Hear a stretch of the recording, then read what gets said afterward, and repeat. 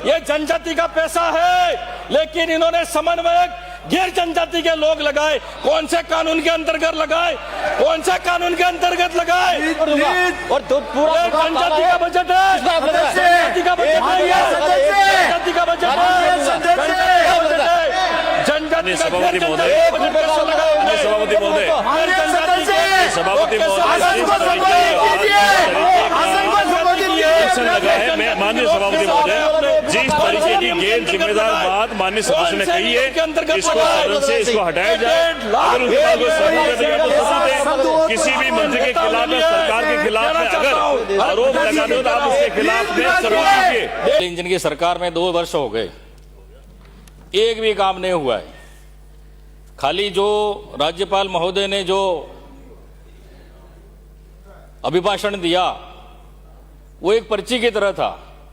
जिस तरह से पर्ची से दिल्ली से आए मुख्यमंत्री बन गए, उसी तरह से इन्होंने, इनके कैबिनेट मंत्री ने और मुख्यमंत्री जी ने इनको पकड़ा दिया, तो उन्होंने सीधा पढ़ लिया कि हमने ये कर दिया।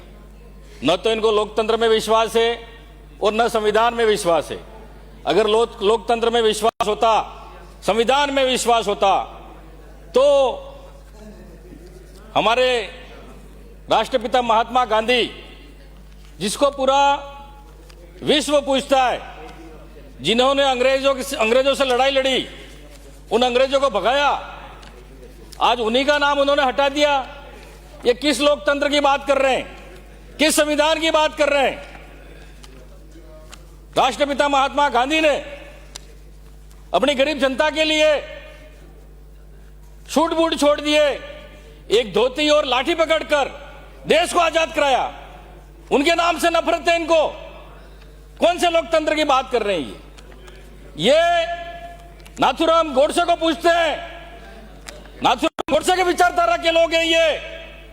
अरे आपको योजना लागू करनी थी तो कोई दूसरी योजना लाते, उसके बाद वीबी जी, राम जी, जो नाम रखना था रखते, हमको कोई आपत्ति नहीं थी। लेकिन आपको गांधी जी के नाम से आपत्ति है, ये मैं कहना चाहता हूं। तो इस अभिभाषण में कुछ नहीं किया है, खाली नाम बदलने का काम किया है। काम कुछ नहीं हुआ, धरातल पर 1 रुपए का काम नहीं हुआ, फूटी कोड़ी का काम नहीं हुआ है। खाली इसमें असत्य बताए, एक भी काम नहीं हुआ है। माननीय सभापति महोदय, मैं कहना चाहूंगा कि शिक्षा नीति की बात करें, बिंदु संख्या 18, शिक्षा बहुत जरूरी है। इसमें शिक्षा नीति की बात कर रहे हैं। स्कूलों के भवन खंडर हैं, स्कूलों के कमरे नहीं है। टीएसपी क्षेत्र में सबसे ज्यादा शिक्षा की जरूरत है, बच्चों के बैठने की व्यवस्था नहीं है। कई सारी स्कूलें, मंदिरों में बच्चों को पढ़ा रहे हैं शिक्षक, कई पेड़ की छाव के नीचे बैठ के पढ़ा रहे हैं। और आप कह रहे हो कि डबल इंजन है हमारा। काय का डबल इंजन है तुम्हारा? बच्चों की शिक्षा के लिए व्यवस्था नहीं कर सकते हो। झालावाड़ में जो, पिपलोदी में जो घटना हो गई, जो राजस्थान में कहीं और दूसरी स्कूल में भी घटना हो सकती है, ये जिम्मेदारी भी आपकी रहेगी, सरकार की रहेगी। और आप कह रहे हो कि हम शिक्षा नीति कर रहे हैं, हमने ये कर दिया, वो कर दिया। आज बच्चों को छात्रवृत्ति नहीं मिल रही है। कौन से संविधान की बात कर रहे हो आप? एसटी एससी को छात्रवृत्ति नहीं मिल रही है, वो बच्चे कैसे पढ़ेंगे? हमने बना दिया कोई जो गरीब बच्चे हैं उनको ऊपर उठाया जाए, उनको समान अधिकार दिया जाए, उनको पढ़ने का अधिकार दिया जाए। समय पर वो छात्रवृत्ति नहीं मिलेगी तो वो बच्चा कैसे पढ़ाई करेगा, कैसे कंपटीशन में आगे बढ़ेगा, कैसे उसको कुछ सामग्री चाहिए, कैसे लाएगा? तो ये खाली जुमला है, इस अभिभाषण में कुछ नहीं है, खाली झूठ का एक चिट्ठा पकड़ा दिया और पढ़ दिया है। बिंदु संख्या 40 की बात करूंगा। किसान, भारत देश कृषि प्रधान देश है। अगर किसान नहीं होता ना तो हम भी नहीं होते। हम किसके लिए कर रहे हैं? मजदूरी किसके लिए कर रहे हैं? नौकरी किसके लिए कर रहे हैं? व्यापारी किसके लिए कर रहा है? पेट के लिए कर रहा है, अनाज के लिए। लेकिन आपको किसानों की पड़ी नहीं है, खाली किसानों की बात करते हैं। आज किसानों को बिजली नहीं मिल रही है, आप 6 घंटे की बात कर रहे हैं, रात में बिजली दे रहे हैं। अरे रात में टीएसपी क्षेत्र में, सभापति महोदय आप जानते हैं, वह हमारे वहां समतल खेत नहीं है, पहाड़ी वाले खेत है। वहां पर पानी जाता है, रेलों से जाता है, यूं हो सकता है जानवर भी काट ले, लेकिन आपको कोई पड़ी नहीं है, खाली किसान की बात कर रहे हैं। आज की बात कर रहे हैं, फसल खराब हुआ, आज तक पैसा नहीं मिला है। और आप कह रहे हो कि हमने फसल खराबे का पैसा दे दिया, उस किसान को उसकी बीज भी नहीं मिला। इस साल अतिवृष्टि से क्या चारा भी खराब हो गया, लेकिन सरकार सोई हुई है, अभी तक उनको मुआवजा तक नहीं, गिरदावरी नहीं की और अभी तक मुआवजा नहीं मिला है। मेरी सरकार से मांग है कि उनको मुआवजा मिले किसान को। माननीय सभापति महोदय, पहले बजट घोषणा में बहुत बड़ी बड़ी लंबी लंबी हाकी थी। जो किसान हल से खेत जोतेगा, हल से खेती करेगा, उसको 30,000 रुपए हम देंगे। आज तक एक किसान को नहीं मिला है। आज तक एक किसान को 30,000 नहीं मिला है। वो कागज में पटवारी के पास, सचिव के पास फोटोकॉपी करा के 2,5-3 हजार रुपए उसका खर्चा हो गया। आज तक किसान को 30,000 नहीं मिला है। और कोई किसान तो बेचारा 30,000 रुपए मिलेंगे यूं करके किसी से बेल भी खरीद के लाया और उसने खेती की, लेकिन आज तक उसका 30,000 का कर्जा चढ़ रहा है। क्या डबल इंजन सरकार है आपकी? इससे अच्छा तो हमारी एक सिंगल इंजन की सरकार ठीक थी। 2 साल कोरोना होते हुए भी 2.5 साल में इतना विकास किया और उद्घाटन भी कर लिया। और कांग्रेस के काम क्या आप उद्घाटन कर रहे हो? कांग्रेस ने जो काम किया उसका उद्घाटन कर रहे हो। अरे नई बिल्डिंग खड़ी करो, उसका उद्घाटन करो। माननीय सभापति महोदय, और खाद की बात तो पूछो मत, खाद तो पूछो मत।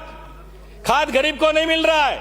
वो सुबह भूखा प्यासा वहां खाद की दुकान में लाइन में अड़ा हुआ है, लेकिन वो व्यापारी वर्ग है, व्यापारी दुकान में बेच रहा 700 रुपए में एक कट्टा, उसके पास कैसे गया? लेकिन गरीब को नहीं मिल रहा है। आप किसान के हक की बात कर रहे हैं? किस अधिकार से आप किसान के हक की बात कर रहे हैं? आप शोषण करने का काम कर रहे हैं, इसके अलावा कोई काम नहीं हो रहा है।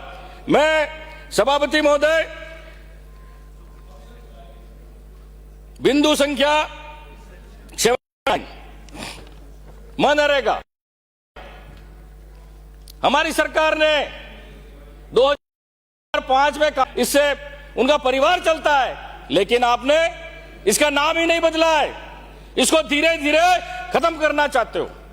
अब केंद्र सरकार 90% पहले पैसा देती थी, अब कह रही है कि हम केंद्र सरकार 60% पैसा देगी और 40% राज्य को वहन करना पड़ेगा। अब राज्य हाथ ऊंचा कर लेगा, भाई 40% हम खर्चा नहीं कर सकते, तो धीरे धीरे ये नरेगा खत्म कर रहे हैं और गरीब और आदिवासी और दलित को खत्म करना चाहते हैं। आप रोजगार नहीं देना चाहते।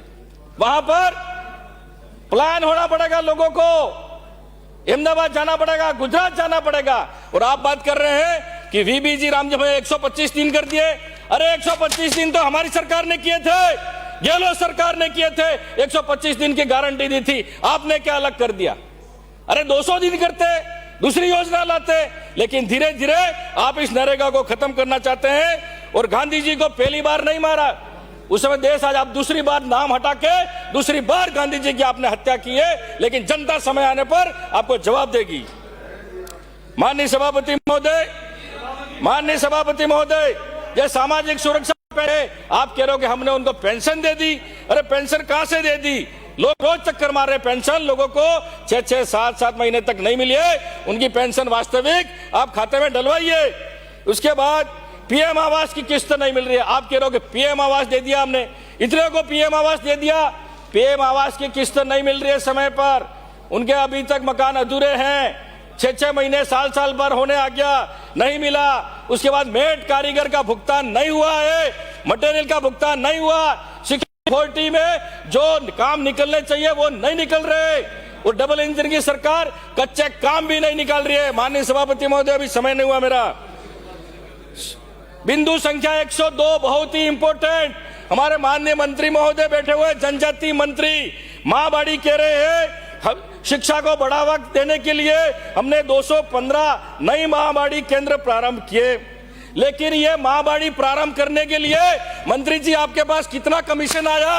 1.5 लाख रुपए लिए हैं एक महाबाड़ी के, तो आपके पास कितने आए मैं पूछना चाहता हूं। और महाबाड़ी में माननीय सभापति महोदय, माननीय सभापति महोदय, ये जनजाति का पैसा है, लेकिन इन्होंने समन्वयक गैर जनजाति के लोग लगाए। कौन से कानून के अंतर्गत लगाए? कौन से कानून के अंतर्गत लगाए? और तो पूरा जनजाति का बजट है, जनजाति का बजट है, जनजाति का बजट है, जनजाति का सभापति महोदय, सभापति महोदय, सभापति लगा है, मैं माननीय सभापति महोदय जिस तरीके की गैर जिम्मेदार बात माननीय सदस्य ने कही है, इसको सदन से इसको हटाया जाए। अगर उनके पास कोई सबूत है तो सबूत है। किसी भी मंत्री के खिलाफ या सरकार के खिलाफ में अगर आरोप लगाते हो तो आप उसके खिलाफ में सबूत दीजिए। किस बेवकूफी से आप ये बात कर रहे हो? बात कर रहे हैं और समन्वय गैर जनजाति लोग कैसे लगा? 1 रुपए का आरोप लगा दो, कर दो। रोज कीजिए, आपका समय समाप्त हो गया, कौन से नियम के आधार पर समय समाप्त हो गया। सदन को बताया, सदन को बताए जब मर्जी तो बोल देगा, जाति महावाणी में श्री केशवराम जी चौधरी, कर दे, राजनीति छोड़ दूंगा। कानून बताया, क्या बात करता है? कानून बताया। केशवराम जी चौधरी, 1 रुपए का सिंगल 1 रुपए का सभापति महोदय, मुझे महामहिम राज्यपाल के